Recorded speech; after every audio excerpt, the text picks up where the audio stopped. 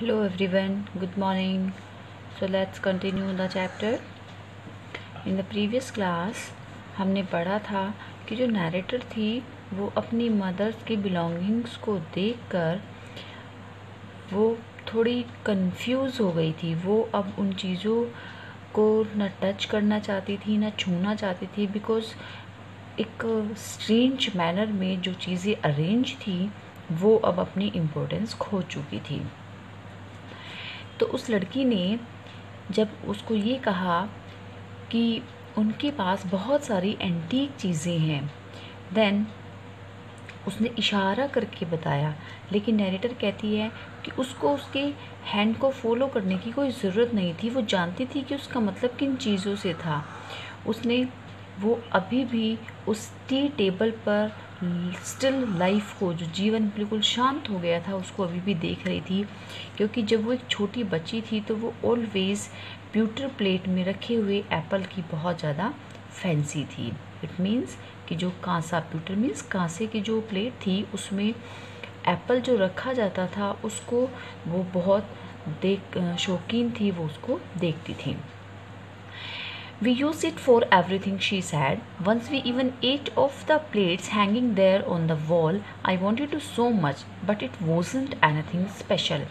तो वो लड़की कहती है we use it for everything, कि हमने इन सभी का यूज़ किया। एक बार we even ate off the plates hanging there on the wall, कि जो वॉल पर, जो उस दीवार पर प्लेट्स लटकी हुई हैं, हमने एक बार उनमें खाना भी खाया।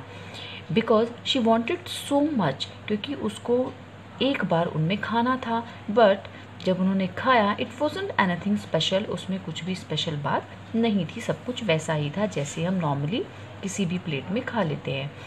आई had found the burn mark on the tablecloth. The girl looked questioningly at me.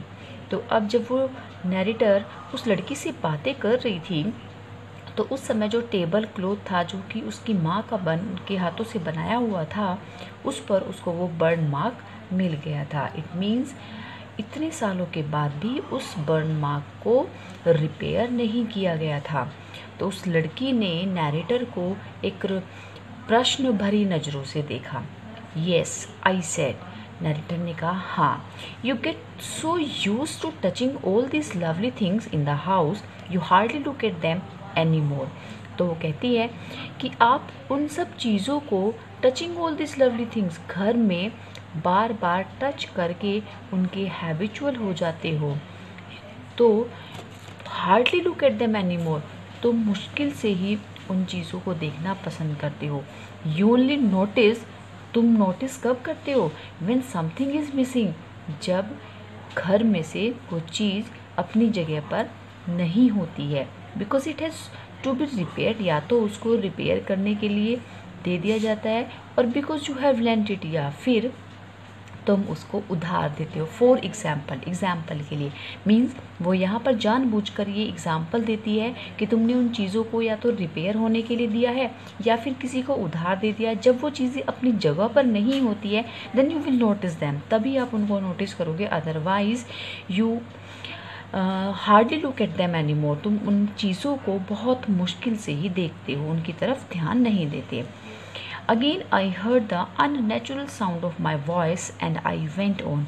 तो फिर से नैरेटर ने अपनी खुद की आवाज़ को बहुत ही अननेचुरल पाया। उसने जब अपनी ही आवाज़ सुनी तो वो उसको नेचुरल साउंड नहीं लग रही थी। वो बोलती गई, आई वेंट ऑन, वो बोलती गई। I remember my mother once asked me, कि मुझे याद है एक बार मेरी माँ ने मुझसे पूछा था, if I would help her polish the silver, कि अगर वो अपनी माँ की हेल्प करे सिल्वर के, जो चांदी के बर्तन थे, उनको पॉलिश करने में। It was a very long time एगो, ये बहुत पुरानी बात है। And I was probably board that day, और शायद वो उस दिन बोर हो रही थी, और या फिर उस दिन वो घर पर थी, बिकॉज आई वॉज विली, वो शायद बीमार थी। As she had never asked me before, क्योंकि उसकी मदर ने उससे पहले कभी भी ऐसे काम करने के लिए नहीं पूछा था।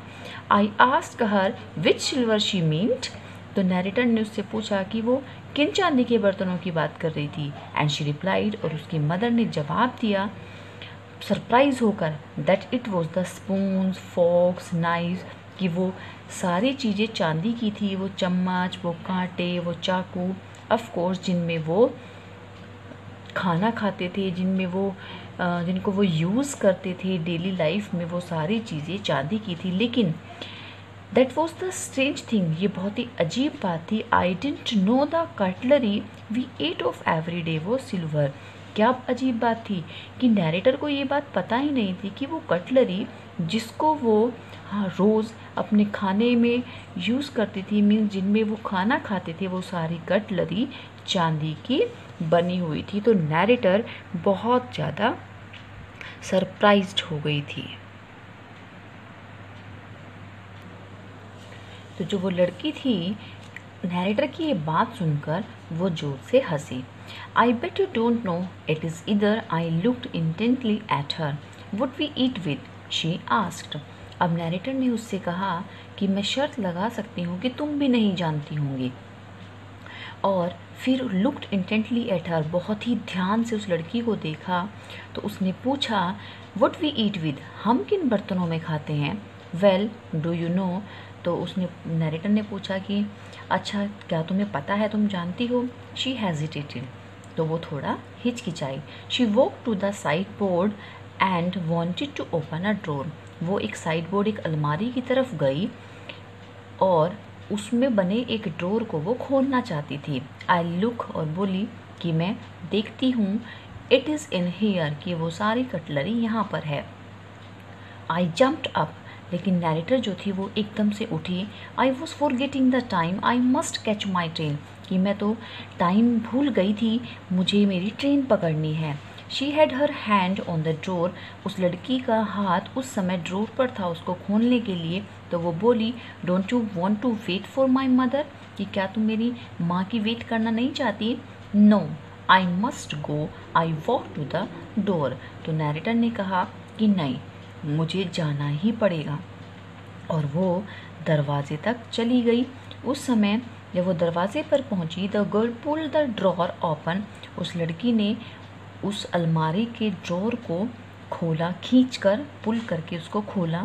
I can find my own way, और वो बोली मैं अपना रास्ता ढूंढ लूँगी। मीन्स यहाँ पर ये नैरेटर कह रही है और यहाँ पर वो लड़की उधर ड्रॉर खोल रही है। इट मीन्स दोनों की बातों को एक साथ बताया गया है कि जैसे जब वो दरवाज़ा खोल रही थी तो वो ड्रॉर तक पहुंची थी। जब उसने ड्रॉर खोला तो उस समय उसने बोला कि मैं अपना रास्ता खुद ही ढूंढ लूँगी। As I walk down the passage I hear the jingling of spoons and forks. तो जैसे ही वो नीचे उस वैरांडे में पहुंची, वहाँ पर उसने स्पून्स और फोक्स की जिंगलिंग आवाज़, झंकार जो थी, उनकी झनझनाने की जो आवाज़ थी, वो उसको सुनाई दी। At the corner of the road, उस रोड के कॉर्नर पर पहुंचकर I looked up at the name plate, उसने वापस उस नेम प्लेट की तरफ देखा।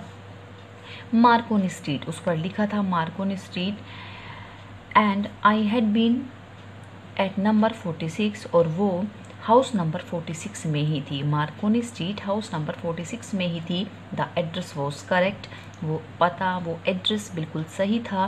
But now I didn't want to remember it any more, लेकिन अब नैरेटर उस एड्रेस को याद रखना नहीं चाहती थी।